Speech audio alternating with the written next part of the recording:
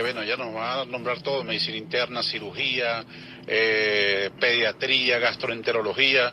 Así que los interesados, los médicos que nos están escuchando, las médicas que nos están escuchando, esta información puede ser muy importante, porque allí le van a explicar qué deben hacer para cursar estudios de posgrado ofertados por el Ministerio del Poder Popular para la Salud. Buenas tardes. Quien le habla es la doctora Juliana Ramos, viceministra de Salud Integral del Ministerio del Poder Popular para la Salud. En nombre de la ministra del Poder Popular para la Salud, la doctora Magali Gutiérrez, a partir del 25 de septiembre, se realizó convocatoria a los posgrados RACSES, los programas de asistencia programadas conducentes a título, que siempre son ofertados por el Ministerio del Poder Popular para la Salud, en el marco del fortalecimiento del Ministerio del Poder Popular para la Salud, ¿no? Y por medio de su Dirección General de Investigación y Educación, hace invitación a todos los médicos que quieran realizar primera especialidad o, en su defecto, segunda especialidad clínico-quirúrgica. Estas especialidades, como bien sabemos, se desarrollan en nuestros centros de salud, más que todo hospitales a nivel nacional, totalmente gratuitas. Son alrededor de 20 especialidades médico-quirúrgicas y 8 cursos de ampliación. Dentro de estas 20 especialidades contamos con cardiología, cirugía cardiovascular, cirugía cervicofacial, cirugía de columna, cirugía de manos, cirugía de tórax, cirugía de ortopédica infantil, endocrinología, foniatría, gastroenterología, oncología pediátrica, radiodiagnóstico, nutrición clínica, neurología, neurocirugía, esa por nombrar algunas. Y también tenemos los cursos de ampliación, como la cirugía bariátrica, la cirugía de colon, recto y ano, cirugía de cara y rodilla, cirugía de pie y tobillo, entre otras. Según el llamado que hicimos, y bueno, el programa que se bajó, que lo pueden conseguir colgado en la página del ministerio, y tienen la ubicación del centro de salud donde se van a desarrollar estas especialidades, que varía de un centro a otro según el escenario docente. Como les informé anteriormente, estas especialidades solo se desarrollan en centros de salud hospitalarios y también en instituciones como las del Seguro Social, que también ofertan RAPSE en este periodo académico. Todo profesional de la salud que esté optando a RAPSES, bien sea por primera vez o por segunda vez, pasa directamente a ingresar nominalmente al Ministerio del Poder Popular para la Salud. No son programas que contemplen becas, ya que no son estudiantes, ya son trabajadores de la salud. Los requisitos para ingresar, bueno, son amplios. Ellos deben de entregar una carpeta a partir del 12 de octubre, que es la recepción de documentos. Tienen una serie de requisitos que cumplir, como el título de médico, obviamente certificado, si tiene alguna especialidad, porque bien se necesita alguna prelación, también el título debe estar certificado, notas, carta de culminación de estudios de la carrera de medicina, cumplimiento del artículo 8, en tal caso, cumplimiento del artículo 8 emitido por el SAC, Servicio Autónomo de Contraloría Sanitaria. También firman cartas de compromiso y dedicación exclusiva al posgrado. O sea, es parte de los requisitos que se solicitan para poder comenzar estudios en las diferentes especialidades. Estábamos escuchando a la doctora Juliana Ramos, viceministra del Poder Popular para la Salud Integral. O sea, ella forma parte del equipo de la doctora Magali Gutiérrez, allí llevando la batuta en el tema de salud integral. Incluso allí en ese viceministerio funciona la investigación y la docencia. Pero es importante, William, lo que decía la viceministra Juliana Ramos en este sentido. Cómo nosotros a pesar del bloqueo, las sanciones, todos los intentos de destruir nuestro sistema público de salud, que ha tenido poderosas fuerzas foráneas e incluso internas, porque, ¿por qué no? La oposición venezolana se ha dedicado a tratar de destruir todo lo que nosotros hemos construido como pueblo, y que nos ha costado muchísimo, no solo desde el punto de vista monetario, desde el punto de vista de los recursos monetarios, sino también desde el constructo y el esfuerzo de todo un pueblo de levantar un sistema público de salud. Pero a pesar de todo eso, te lo dice alguien que se hizo posgrado en tiempos más férreos del bloqueo. Yo me gradué en el 2018 de médico internista, hice la especialidad en esa época y lo hice en el sistema público de salud. Casi todos los que egresaron conmigo afortunadamente han hecho otros posgrados, siguen haciendo posgrados públicos dentro del sistema, dentro de nuestro sistema público de salud, valga la redundancia. ¿Qué opinión le merece, analizando incluso desde la génesis de estas sanciones, de estas medidas coercitivas?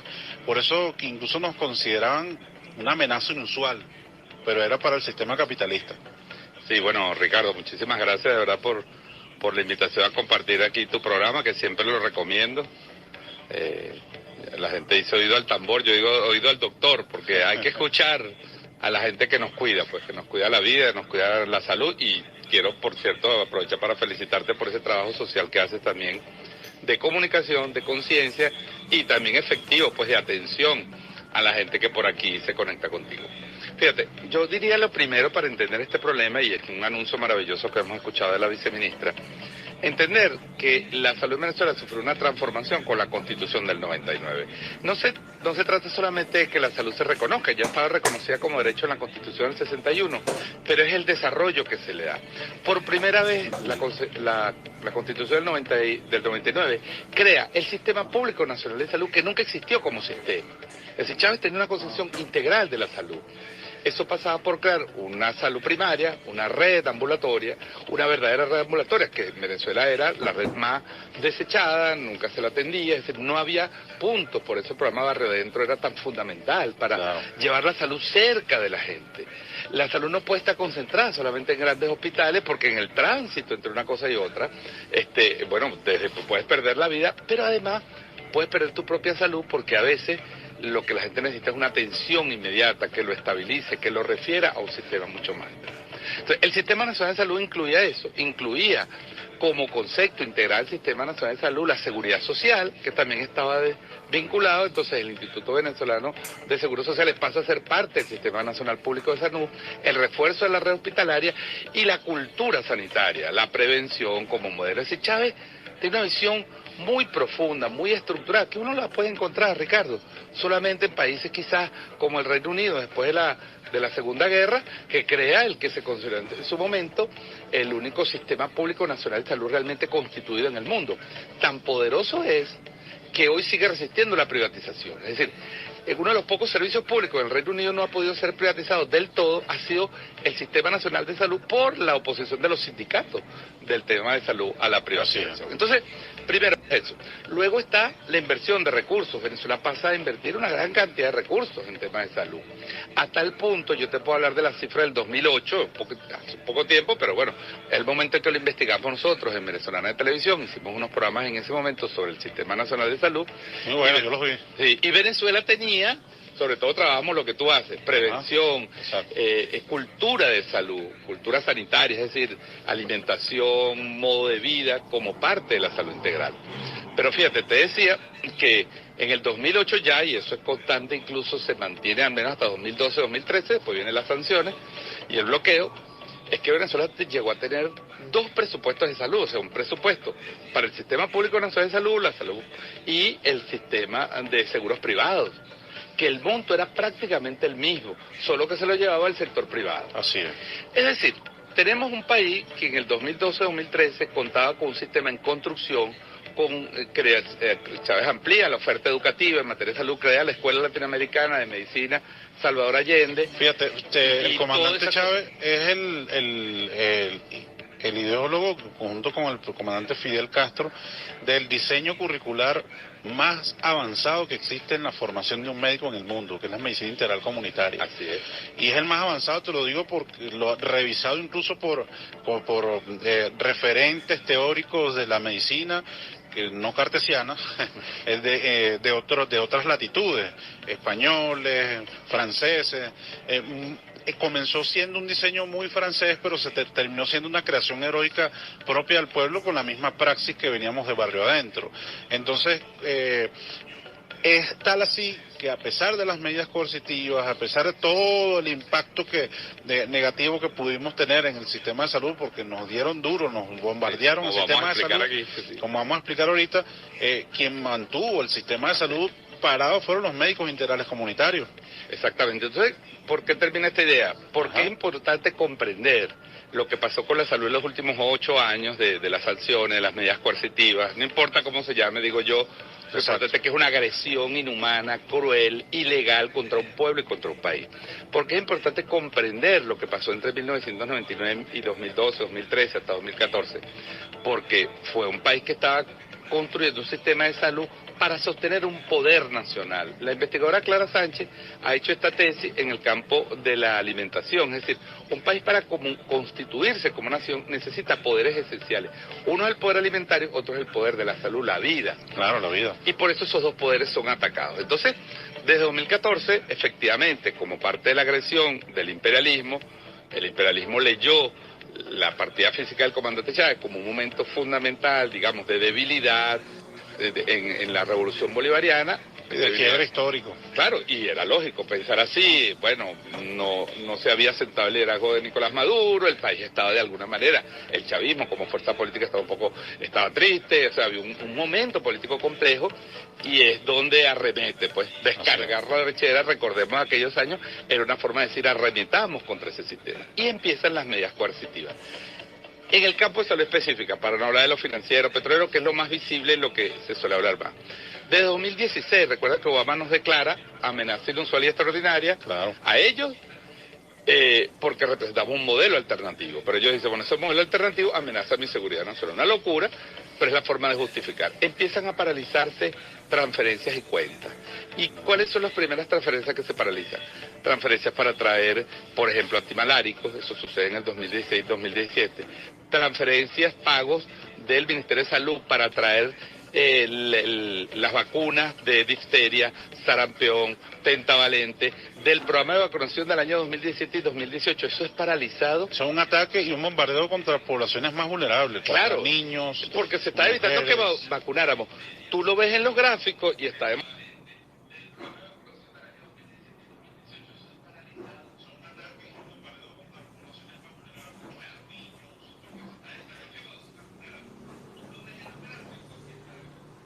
demostrado en esta publicación.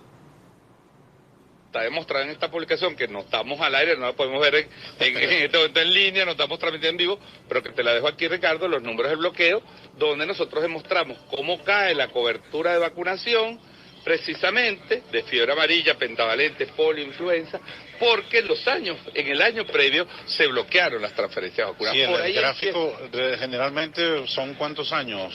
Claro, digamos, la etapa dura del bloqueo comienza en 2017 hasta el 2020, por decir, ahorita estamos en la etapa que llamamos de recuperación. Exacto. Pero estas medidas se producen en el 2016-2017. En 2016, Ricardo, se van de Venezuela 16 de las más importantes farmacéuticas del país, cierran sus operaciones en Venezuela, dejan de importar insumos para fabricación de medicamentos, cierran plantas y Venezuela se queda sin producción de medicamentos y sin posibilidad de importar medicamentos directamente.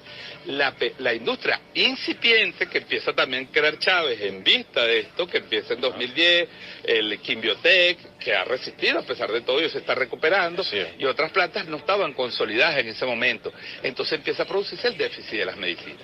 por la vía del cierre de importaciones, por la vía de la huelga de inversiones en el sector farmacéutico y por la vía del bloqueo de los recursos económicos.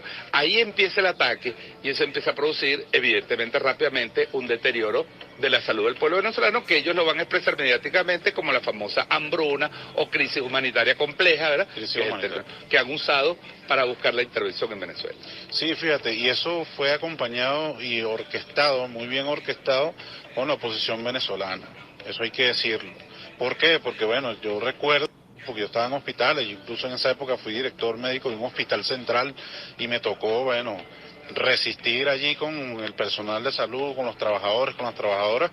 A mí me visitó María Corina Machado y el sindicato de mujeres la corrió del hospital donde yo trabajaba. Esa misma que anda ahorita tratando de proponerse como presidenta y privatizar todo. Así es. Bueno, ella misma visitó el hospital donde yo estaba como director y no llevó pero ni una gasa. Entonces yo la encararon, le decían, pero si usted viene aquí a quejarse de que esto está mal, y usted misma promovió sanciones y medidas coercitivas y bloqueo, ¿por qué no trae entonces el desbloqueo? ¿Por qué no trae insumos? Ustedes tienen plata, porque ustedes son de gente de dinero, le decían las mujeres que la enfrentaron ese día de manera verbal. Pero nos ha tocado vivir tiempos muy difíciles, pero que afortunadamente vemos cómo esa radiografía, por ejemplo, de tiempos de COVID, a nosotros, comparándonos con otros países que supuestamente tienen sistemas robustos y que no tienen medidas coercitivas, que no tienen bloqueo, estadísticamente estuvieron muy mal, y nosotros pudimos levantar las medidas incluso en tiempo récord, las medidas de restricción y de confinamiento, y volver entonces a intentar levantar nuestra economía, porque a nosotros nos afectó de manera integral también el tema del bloqueo y el tema de la pandemia.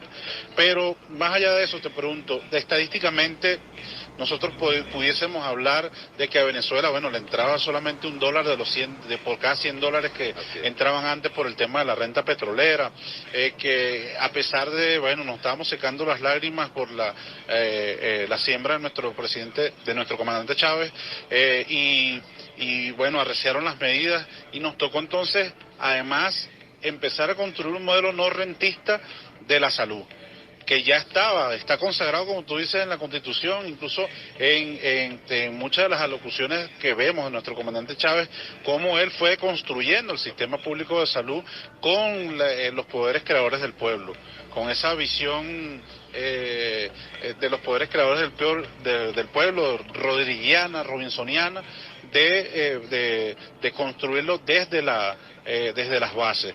Por ejemplo, antes no se pensaba que los comités de salud discutieran, por ejemplo, las políticas propias comunitarias de su área de salud integral comunitaria. Las áreas de salud integral comunitaria son una creación de esta revolución, que pudiéramos nosotros traducirlas ahora como, fue una creación visionaria de nuestro comandante Chávez para enfrentarnos a poderosas fuerzas como las del bloqueo y las sanciones en este momento.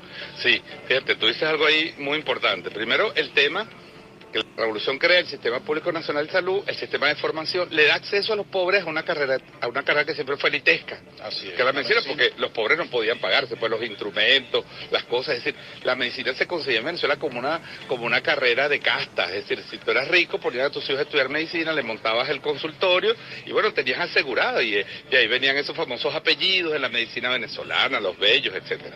Entonces, bueno, eso existía. Chávez le da acceso a los pobres, empieza a formar, porque sabe que para crear un sistema robusto de salud necesita recursos humanos. Y ahí quiero hacer otra observación. El ataque a los recursos humanos viene por el deterioro de las condiciones de vida, el deterioro del salario, el ataque a la moneda, que presiona la migración en todos los sectores, pero en particular en el sector salud. Y se produce, 2017-2018, un tema.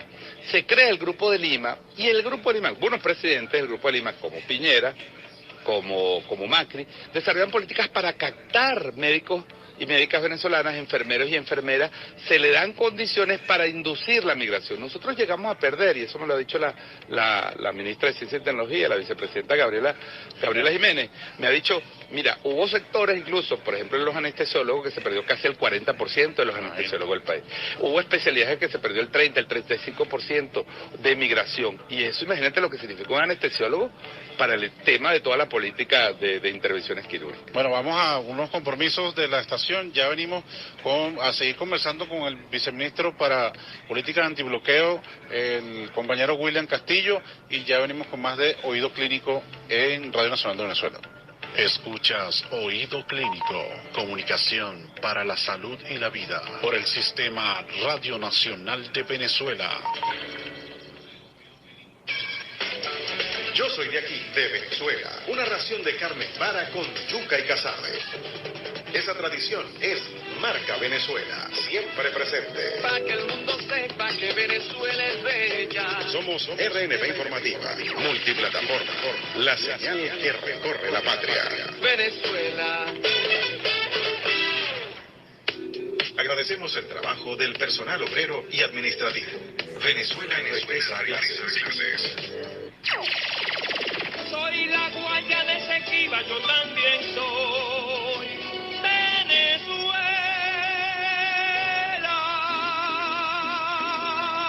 La lucha de Venezuela es por la recuperación del territorio de la Guayana Esequiba. El sol de Venezuela nace en el Esequibo. Son las 8:28. El gobierno de ExxonMobil en Guyana ha anunciado la entrega de bloques y también ha anunciado la entrega de bloques petroleros en el mar no delimitado de la Guyana Esequiba, que le pertenece a Venezuela. Todos los demás mares están delimitados. Nosotros tenemos límites negociados y firmados con República Dominicana, con Estados Unidos, Puerto Rico, con Trinidad y Tobago. Están delimitados perfectamente, dibujados los límites, firmados legalmente, aceptados por las partes, y compartimos bloques de gas interino entre el Estado Sucre y Trinidad y Tobago, y hemos firmado acuerdos para explotación conjunta, pacífica, de beneficio compartido.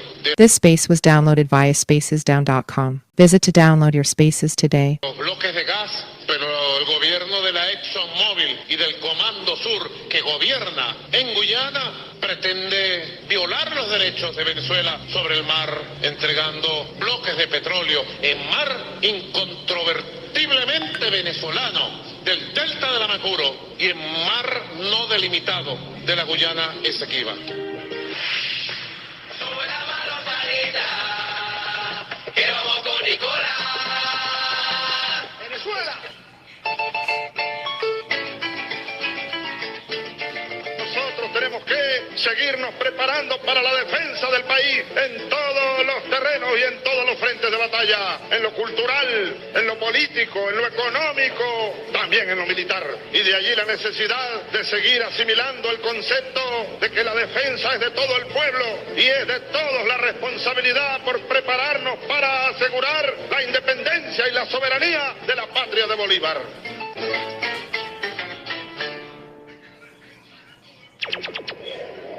RNB Informativa 91.1 FM. En nuestras diferentes frecuencias sonamos simultáneamente en todo el país y más allá de nuestras fronteras. Somos la multiplataforma RNB, la señal que recorre la patria. Oído Clínico, salud, ciencia y conciencia como aporte a la soberanía sanitaria por el Sistema Radio Nacional de Venezuela.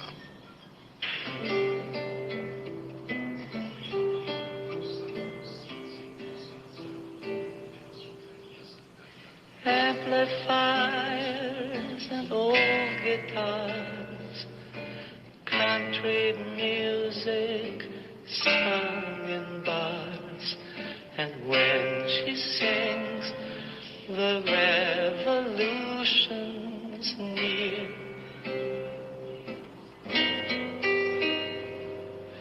Beauty holds the microphone, watches as we stumble home, and she can see the revolution.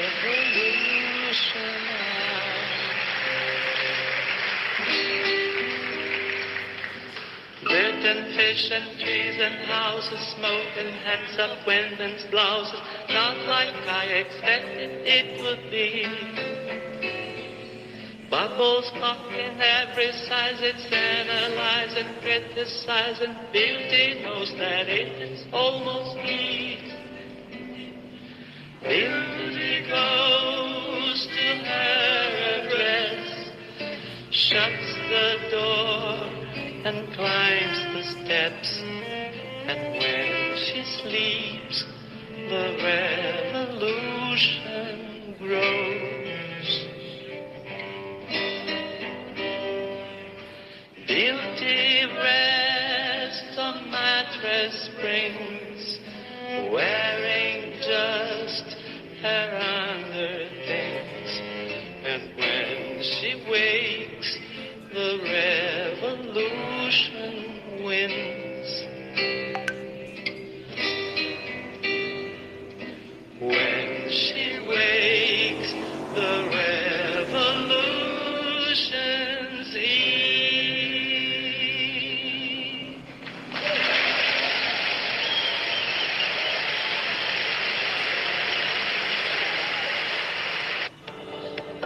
Oído Clínico, comunicación para la salud y la vida, por el Sistema Radio Nacional de Venezuela.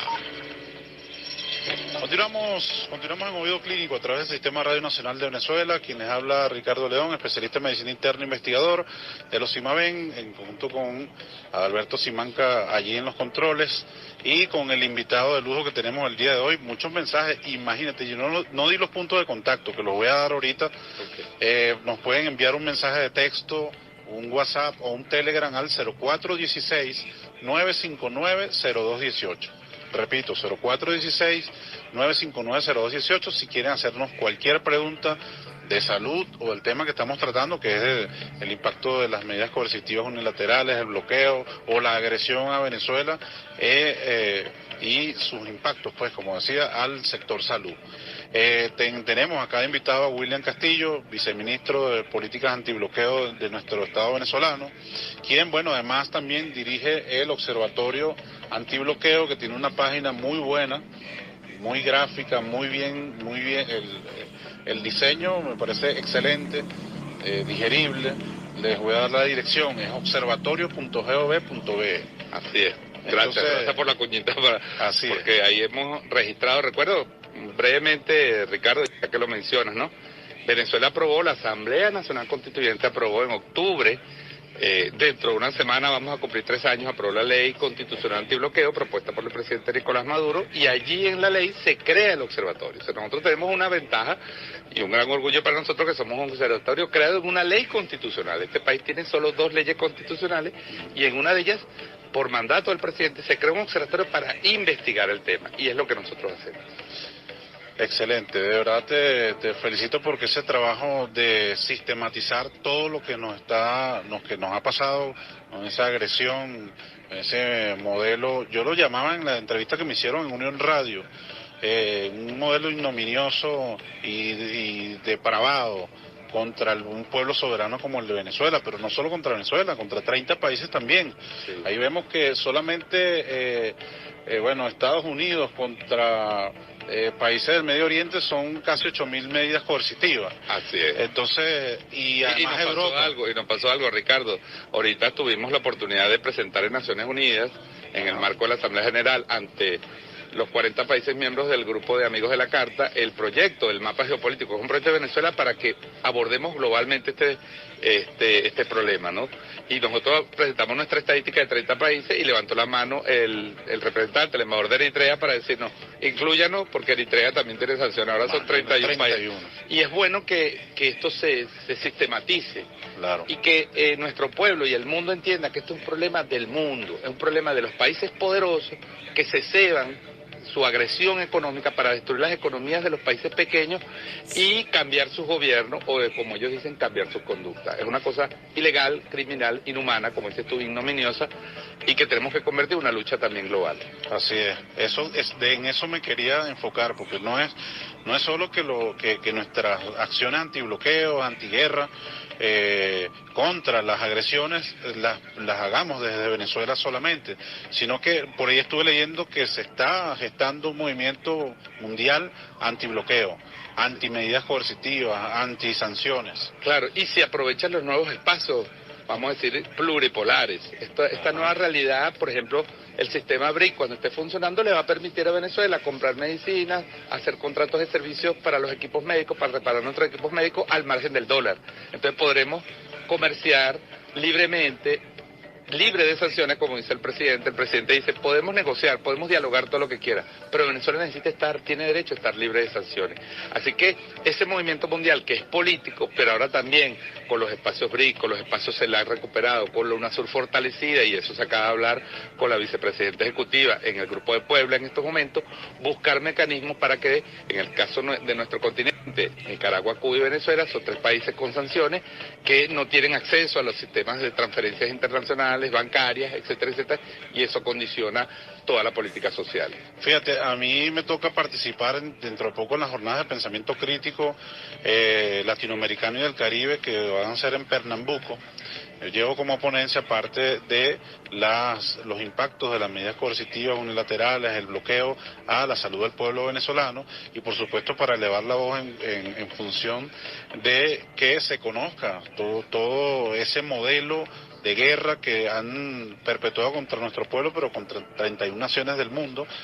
Si bien Brasil no figura entre esos 31, de alguna manera u otra, estando Lula allí liderizando, puede estar en peligro la salud del pueblo brasileño. Brasil tiene un modelo que comenzó con Lula, que se paralizó con Bolsonaro, pero que han decidido retomar, que es un modelo incluso de mucha avanzada, muy avanzado para el tema en el marco de la salud colectiva. Incluso tienen bastante avance en el diseño de políticas en salud colectiva que les permitieron, a pesar de Bolsonaro, resistir en algunos territorios los embates de ese desamparo que tuvo el gobierno de Bolsonaro contra su pueblo en términos de salud. Pero fíjate, hay un tema que estábamos hablando cuando estábamos en los mensajes de la estación, que es también el ataque y el bombardeo, porque hay que considerarlo así. Fíjate, nosotros tuviéramos un modelo de salud mucho más óptimo si no tuviéramos las medidas, eso está claro, pero uno de los bombardeos más específicos fue contra insumos y equipamiento. Así es. ¿Por qué? Porque bueno, definitivamente al no permitirnos comprar y adquirir en el exterior, porque lamentablemente nosotros no hemos podido desarrollar, no nos han dejado desarrollar un modelo soberano de tecnología, de telemedicina, de tecnología médica, de tecnología o de fábrica de insumos. Entonces, ellos vieron ese flanco débil y por allí nos atacaron fuerte. ¿Cómo lo ves tú desde el...? Sí, atacaron los medicamentos, digamos, la adquisición de medicamentos en su conjunto, atacaron los insumos, la materia prima, se bloqueó por un efecto que la relatora Elena Duhan de Naciones Unidas llama el sobrecumplimiento. Es decir, son medidas que no están escritas, no las vas a conseguir en ninguna parte. Si uno analiza todas las sanciones que ha puesto Estados Unidos, en ninguna parte dice, se prohíbe el envío de medicamentos a Venezuela. Pero ¿qué se dice? El que viole las sanciones a Venezuela puede llevar hasta 20 años de cárcel. Entonces, ¿qué pasa? Ahí donde viene la corrupción. Viene el sobrecumplimiento, es el temor, es una política gangsteril que presiona a las empresas. Tú acabas de hablar de Brasil. Fíjate cómo se vio Brasil y los países de nuestra zona. Traían insumos, traían medicamentos y traían también alimentos a Venezuela. Bueno, esas empresas dejaron de hacerlo.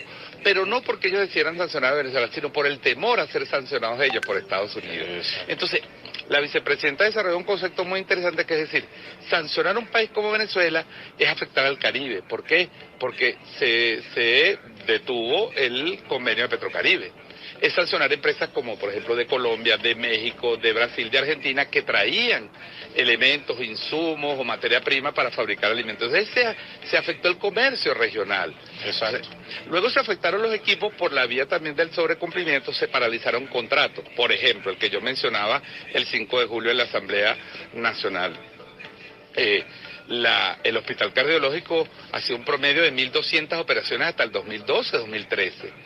Los equipos necesitan actualización de software, Claro. mantenimiento. Bueno, estas empresas, por sobrecumplimiento, es decir, por miedo a las sanciones de Estados Unidos y de Europa, dejaron de prestar, rompieron los contratos y entonces la producción, digamos, la realización de operaciones para cardiopatías congénitas a bebés gratuitas cayó casi en un 80%, hasta Imagínate. 187 en Es un 2018. acto criminal. Un acto criminal, se murieron niños, bebés que no pudieron ser operados porque había un equipo que le faltaba una lámpara, les faltaba actualizar un software o darle un mantenimiento y no se hacía.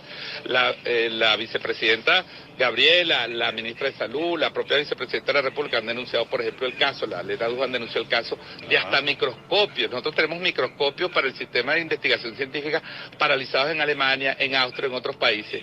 Tenemos, por ejemplo, el tema, y se denunció recientemente en la Conferencia Internacional de Energía Atómica, de estos equipos, de los equipos que se usan para la detección de cáncer y para el tratamiento de cáncer, de radioterapia, paralizados por estos temas. Entonces, claro, por supuesto que el sistema de salud fue afectado. Así es. Y yo decía, y nosotros decimos en nuestras publicaciones, no es mentira que la mortalidad materno-infantil aumentó en Venezuela. Es decir, la mortalidad de la madre o del niño en el primer año, porque incluso un bebé recién nacido puede morir por falta de alcohol, por falta de una gasa. Así es. Entonces, eso pasó en Venezuela. Lo que hay que entender es el contexto, las causas, Claro. y quiénes fueron los responsables de que eso se produjera. Y yo creo que ahí se ha hecho un gran trabajo. Creo que la resistencia de nuestros médicos, médicas, enfermeros, enfermeras, el trabajo consistente del Ministerio de Salud en las más difíciles circunstancias. Vemos ahora a Venezuela renacer, florecer con posgrado, con nueva oferta. Estamos recuperando la capacidad de producción de nuestros recursos humanos. Estamos recuperando, hace unos días llegó una importación de bypass, Además es que... para los sí, enfermos del corazón. Es decir, Exacto.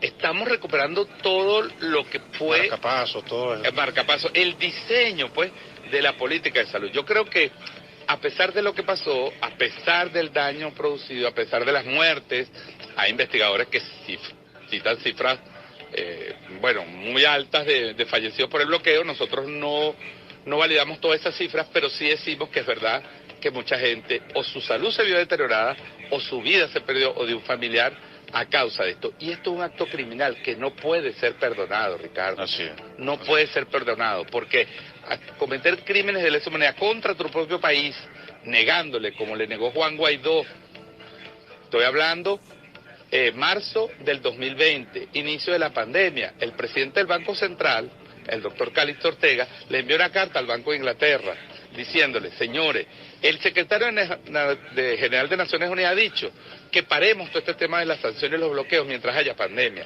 Imagínate. Devuélvanle a Venezuela al menos $200 millones para comprar vacunas. Y el Banco de Inglaterra, diciendo que el gobierno de Inglaterra reconocía como presidente a Juan Guaidó, mandó una carta de Juan Guaidó donde dice que él no autoriza esa transferencia. Es decir, ni siquiera Naciones Unidas. Es decir, Juan Guaidó le negó la posibilidad a Venezuela de entregar el programa COVAX en marzo del 2020 porque se buscaba una crisis humanitaria y una mortandad en Venezuela. Así No lo es. lograron por las políticas revolucionarias. Pero Además por el esta puente historia- aéreo con China, por la Así cooperación es, la con solidaridad Cuba, internacional. con Rusia. Afortunadamente lo logramos, y además de los niveles de organización que quizás desde el modelo clásico de medición de la epidemiología clásica no se puede medir, pero definitivamente viéndolo desde otros modelos de medición social, sociohistórico, Venezuela definitivamente tiene unos niveles de organización sanitario que van mucho más allá de lo tradicional. Claro, Ricardo, y fíjate, tú lo mencionabas hace unos minutos, yo quería hacer esa observación, porque los números son importantes. Nosotros decíamos Ajá. hoy en una conferencia en Los Teques, ante un grupo de compañeros y compañeras de los grupos sociales de Los Teques, los números nos permiten entender lo que ha pasado muchas veces. Fíjate, tú decías pandemia, Venezuela tiene un poquito más de 6.000 fallecidos desde el 2020 por COVID. 6.000 personas, que toda vida es valiosa, pero Colombia tuvo 1.200.000 fallecidos. Así es. Nuestro vecino, sin sanciones, siendo el niño mimado de Estados Unidos. Brasil tuvo 3 millones, 4 millones de fallecidos. compitió con Estados Unidos, que es el país que tuvo más fallecimientos en nuestro Sí, continente. Estados Unidos es el mayor productor de muertes en el mundo. En el mundo, de su propia población incluyendo. Ecuador tuvo 700, 800 mil muertos, Chile tuvo 300, 400 mil muertos, y Chile tiene casi poco más de la cuarta parte de la población de Venezuela. Es decir, países que tienen 15 millones de habitantes, 10 millones de habitantes, tuvieron esa muerte. Los 3 países en este continente que tienen mejor desempeño contra el COVID son los 3 países bloqueados: Nicaragua, Cuba y Venezuela. Por algo será, porque tienen sistemas públicos, porque si tienen sistemas de prevención, porque se apoyaron en la solidaridad internacional, y aquí mucha gente que escribe contra Rusia y contra China tiene un Sputnik o tiene una Sinopharm, y eso le salvó la vida. Y yo creo que hay que decirlo, y hay que hablar en nuestro país con claridad de esto. ¿Ha habido problemas? Por supuesto que siempre hay problemas. Se pueden señalar fallas. Todavía hay muchas fallas. Todavía tenemos esa pequeña corrupción de los hospitales que a veces desaparece. Obviamente que no lo hemos negado nunca. Nunca hemos negado que haya problemas, pero nunca estaríamos y nunca hubiésemos sufrido el daño que sufrió el sistema de salud si estos criminales, junto con Estados Unidos, no hubieran creado este sistema sancionatorio. William, es importante lo que está diciendo de las estadísticas, de los números, pero también, bueno, hay que contrastarla con la crisis civilizatoria del mundo que tenemos. No por casualidad, estas grandes potencias, junto con la OTAN, sancionan 31 países que ellos consideran, bueno, que pueden agredir su sistema o su integridad, o realmente la integridad de su sistema. Venezuela definitivamente tiene 20 y tantos años construir un modelo distinto y alternativo a la crisis civilizatoria del sistema mundo capitalista. Construir un modelo de salud, un sistema de salud que vaya más allá de la enfermedad, que no solamente vea al ser humano como un enfermo o un posible enfermo, sino que la salud, como un negocio, o como un negocio, sino que ve la salud constitucionalmente hablando y legalmente hablando como parte de la vida, y además hay que ver la salud como el buen vivir. No solamente el tema de la ausencia de enfermedad, como nos dice la OMS, sino como el buen vivir. Y en términos bolivarianos, ya ahí vamos a un término más nuestro, es la mayor suma de felicidad posible para nuestro pueblo. Ya viendo toda la panorámica que tú nos planteas, las sanciones, los números, cómo nos han impactado, ¿crees tú que nosotros, con el modelo que venimos construyendo, el liderazgo del presidente Nicolás Maduro, el liderazgo bolivariano, de todo el movimiento bolivariano, nosotros podemos vencer el bloqueo, vencer las medidas coercitivas y construir un modelo lejos del rentismo petrolero, un modelo propio, un modelo originario, un modelo incluso soberano de salud, no solo desde el sector salud, porque definitivamente la salud deben construirla todo un pueblo? Así es, y empiezo la respuesta por ese párrafo tuyo final, por esa observación final. La salud es parte de la vida. La salud no puede ser un negocio. Así es. No puede ser que quienes estudian medicina lo que están pensando es poner un consultorio o cuánto van a cobrar. Aquí sucede todavía en Venezuela, Ricardo, y hay que decirlo. Tú vas por una, y tú no sabes, porque si vas a una medicina privada, inmediatamente están buscando desde qué te van a operar. O sea, no buscan cuál es tu modelo de vida, tu modelo de alimentación, qué está pasando en tu casa, qué crisis han derivado a lo mejor en una enfermedad, cómo se reconstituye la salud desde la conciencia también, cómo se sana también con la conciencia, con buenos hábitos. Por supuesto, que hay momentos que hay que aplicar, por supuesto, claro, la técnica, la ciencia, ¿verdad?, de una operación que no tiene otra solución, pero que podemos mejorar. Y este país resistió, entre otras cosas, Ricardo, porque la gente entendió que tenía que cambiar hábitos, la gente empezó a modificar, incluso presionado por la escasez de algunos bienes que ya tenía, y empezó a usar harinas de yuca, y empezó a comer más fibra, y eso, aunque parezca mentira, no solo es que nos alimentó y nos mantuvo alimentados, sino que también influye en nuestra salud. Necesitamos una visión integral. Eso preparó las condiciones incluso para enfrentarnos a la pandemia. Así es, nos preparó para la pandemia. La gente, desde hacerse su propia mascarilla, ¿te acuerdas cuando no llegaban mascarillas porque no nos las vendían? La gente hacía sus propias mascarillas, después se desbloquearon las mascarillas, pero al principio este país no recibió. Los países europeos se robaron las mascarillas de los países del tercer mundo, compraron durante, la producción de las empresas de mascarillas, y si no fuera por el apoyo de China, pero el pueblo aquí se protegió. Yo creo que este trabajo de conciencia, y fíjate, quiero recordar aquí un momento que es un poco doloroso para todos nosotros. Cuando el comandante Chávez le anunció al país que tenía cáncer, dijo una cosa que a mí me conmovió, lo digo ahorita y me conmueve recordarlo, cuando dije, descuidé la salud. Es decir, eso es autocrítica, él mismo. Nosotros tenemos que proteger a nuestro pueblo y la mejor forma es cuidándonos entre todos, cuidándonos en el tema sanitario, mejorando nuestros hábitos, apoyando a los comedores populares, apoyando a los CLAP, mejorando la calidad de los CLAP, que ha venido mejorando, hoy además con producción nacional se integra la proteína, estamos recuperando de alguna manera. Mira, William está llorando. Claro, lo digo aquí, es que... No estamos en televisión, pero claro, William, esto es un tema bastante sentido. Claro, me conmueve porque recuerdo al comandante Chávez, que fue víctima de alguna manera del descuido de la salud. Entonces, cuidemos entre todos la salud de nuestro pueblo, cuidar la revolución, cuidamos la salud de nuestros líderes, de nuestro liderazgo, de nuestras mujeres en los CLAP. Apoyémonos entre todos para que recuperemos eso. Y yo creo que eso nos da una fuerza, nos da una capacidad de avanzar, de recuperarnos lo más rápido posible de este bloqueo, que va a durar algún tiempo, tampoco va a ser tan rápido, pero ya venimos saliendo de eso. Estamos en una etapa de renacimiento, como ha dicho el presidente, de crecimiento, y yo creo que aquí la salud va a florecer otra vez, vamos a recuperar nuestros hospitales, vamos a fortalecer nuestro sistema médico en todo el país, y creo que vamos a volver a ser un país que apunte a lo que tú dices, el buen vivir. Así es. Y solo lo vamos a hacer colectivamente, no con un modelo privatizado como están proponiendo estos candidatos de la derecha. Lo propusieron en los 90 y su única propuesta, después de 20 años de revolución, es privatizar la salud en Venezuela. Así es, su única propuesta, y lo vemos en todos los candidatos de la oposición. Todos plantean de alguna manera u otra la privatización primero de la salud y de todos los servicios. ¿Por qué? Porque bueno, los intereses son eso, y por eso cuando conversamos en algún momento de, bueno, ver la salud desde la biopolítica, eso es lo que plantea el sistema. Por eso ellos, el análisis biopolítico que hicieron de nuestra realidad, dijeron, atacamos la salud, porque realmente es una de las construcciones más genuinas que ha tenido la revolución bolivariana. Y si la atacamos, definitivamente podemos eliminar al chavismo de la faz de la tierra. No han podido, no podrán, desde la salud del sector salud, desde nuestro pueblo, que entendió que la salud es una construcción colectiva, definitivamente podemos levantar hoy día las banderas de antiimperialista, de la lucha de nuestro pueblo y de la salud pública. La salud pública en Venezuela ha ido refundándose, eso lo vengo planteando incluso en escenarios internacionales, porque bueno, a nivel internacional se están planteando la refundación de los sistemas de salud.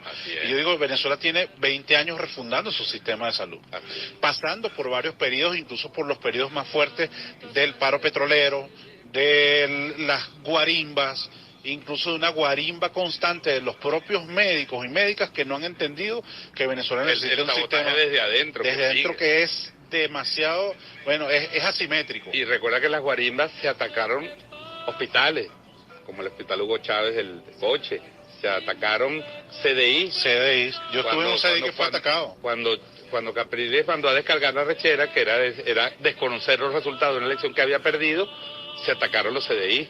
Cuando Nelson Bocaranda puso en el CDI de ahí de Baruta, ahí escondieron unas cajas de votos. Era para que lo fueran a quemar. Y ahí murieron 2 personas en ese CDI por defender su espacio de salud. Así que yo creo que es una reflexión, repito, no está exento de crítica ni autocrítica, ¿verdad?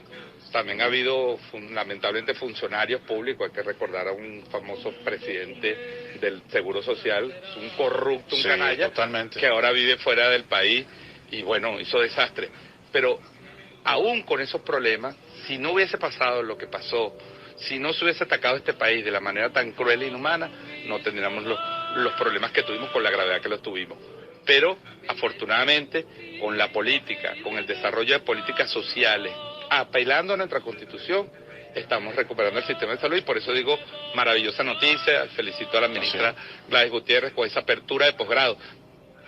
Ricardo, en bloqueo, tú hiciste posgrado, en bloqueo venían del extranjero a estudiar los posgrados. Realmente, conmigo estudiaron colombianos. Porque un posgrado cuesta 20.000, 30.000, 40.000 dólares en el extranjero. Y está mucho más, en Chile mucho más. Bueno, estamos llegando al final, William, un mensaje final de 10 segundos. Sí, bueno, saludar este programa, claro, saludar a los usuarios de Radio Nacional de Venezuela y decir eso, decir que tenemos un sistema público de salud todavía con muchas cosas, con muchas heridas de la guerra, pero nos estamos recuperando y estoy seguro que colectivamente, con una visión colectiva, social, integral, vamos a vencer y vamos a recuperar nuestro sistema de salud. Así es. Bueno, muchas gracias al invitado del día de hoy.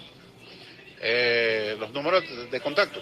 Bueno, el número de contacto 0416-959-0218, por ahí pueden estar en contacto con nosotros. Oído Clínico toda la semana, esa línea de contacto con nosotros siempre está abierta, igual con las redes sociales nuestras. Gracias por este obsequio del mapa geopolítico de sanciones y los números de bloqueo, 2 números publicados por el Observatorio Antibloqueo y el Centro Internacional de Inversión Productiva.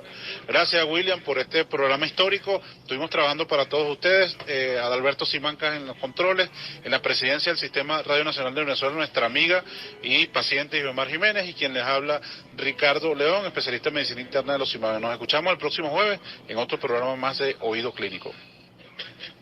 Oído Clínico, comunicación para la salud y la vida, conducido por el doctor Ricardo León, especialista en medicina interna e investigador. Oído Clínico, una producción de Osimaven por el Sistema Radio Nacional de Venezuela.